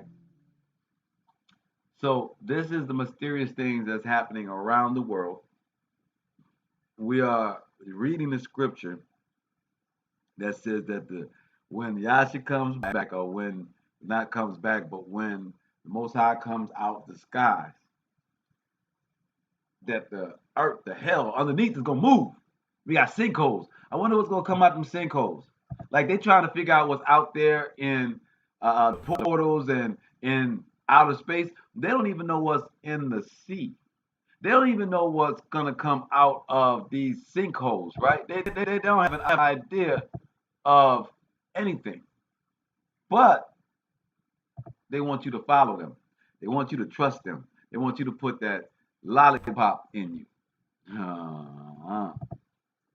Let's go to, we're going to end out our show tonight with Psalms 57.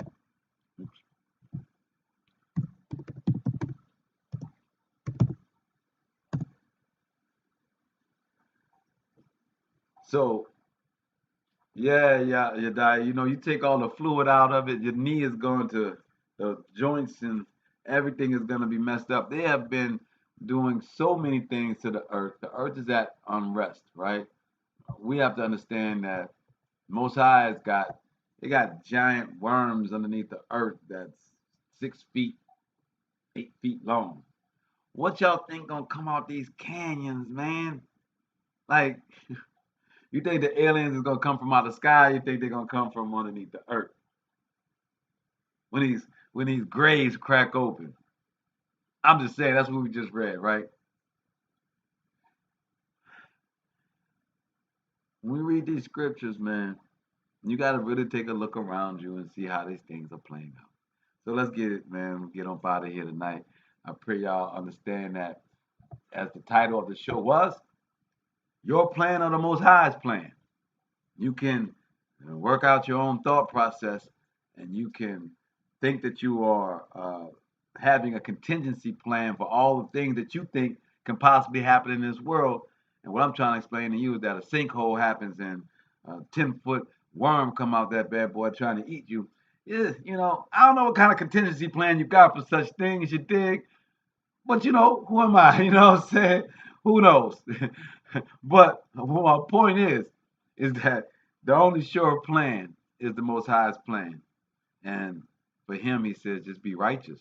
You ain't got to worry about no 20-foot alligators, no 10-foot worms, no graves being broken up. You ain't got to worry about none of that. Being a zombie, none of that. You know what it says? Verse 57, chief musician. This is when my man Dawid was fled in the cave because Saul was trying to kill him. And it says, be merciful unto me, O Most High. Be merciful unto me, for my soul trusted in thee. Yea, in the shadow of thy wings will I make my refuge until these calamities overpass. We're talking about a plan, right? David's plan was to hide and wait for the Most High to handle all of his business. Not for Saul to forget about him. Saul wasn't going to forget. Saul knew he was losing the kingdom to David. It was a done deal. It was not going to stop. Dawid went and killed 800 Philistines for Saul. He wanted to marry Saul's daughter. He was best friends with Saul's son. Saul's like, nah, you ain't gonna take over the kingdom, you gonna die. So you got David in the cave trying to figure this thing out. Well, guess what? Sometimes there ain't nothing to figure out. Sometimes there ain't nothing to figure out. You got to just be calm and patient in the Most High and let him handle his business. So David screams out,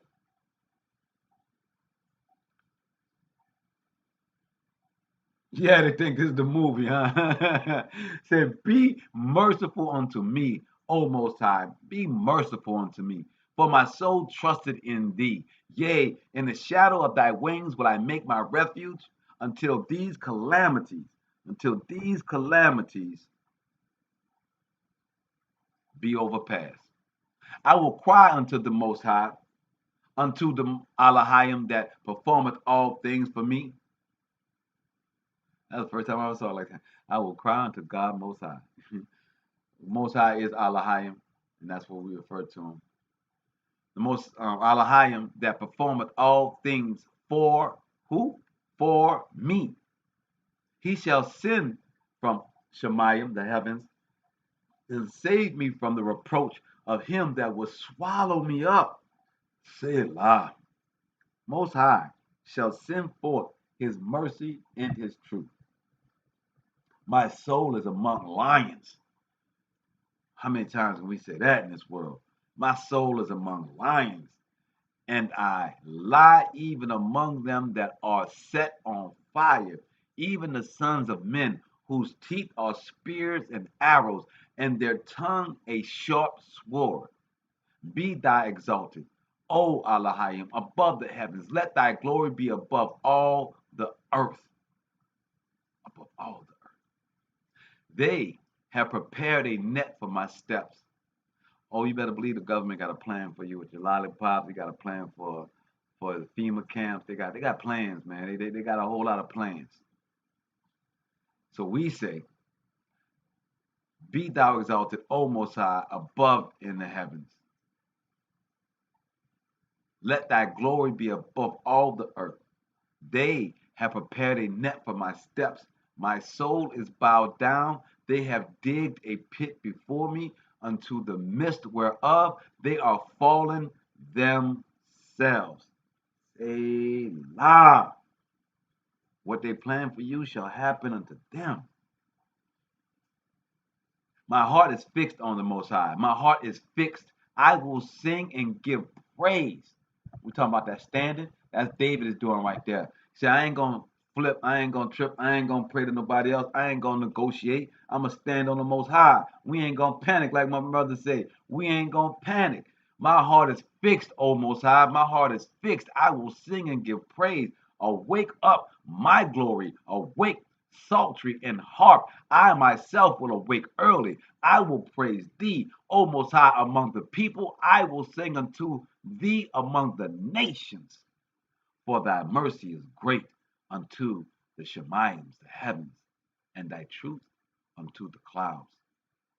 Be thou exalted, O Elohim, above Shemayim. Let thy glory be above all the earth. So that's our plan, man. Patience in the Most High. Yeah. Stay anointed and don't panic. Yeah, take the blood of the Lamb. Stop saying you saved by the blood of the Lamb and say that you are anointed and you don't panic. That's what I'm talking about. I'm anointed. I'm written in the book. I know the Most High got a plan for me because I'm righteous. And the Most High got a plan for righteous. And he don't care who in that black, white, Asian, Korean, rainbow coalition. If you bout that right, he got you. If you're not, you got something else. All praises to the Most High. That's our show for tonight. We'll see you guys on Shabbat. All praises to the Most High. Me Shalom. Yes. Thank y'all for Selah B for being in the building. Torres for being in the building. Alana for being in the building. Me Shalom. And up here, we want to thank Aini. Ooh, I don't know how to pronounce that. Ain Kane, I think, and Mayo and Brett and Fat Stacks and Valdez, all this came through the building tonight, man. All praises. Mr. Vidal, native in the 504. All good. Me shalom. And last but not least, everybody in YouTube land, everybody in Twitch, everybody on Facebook. Thank y'all for tuning in tonight. We'll see y'all on Friday. Yeah, that's right. Me shalom.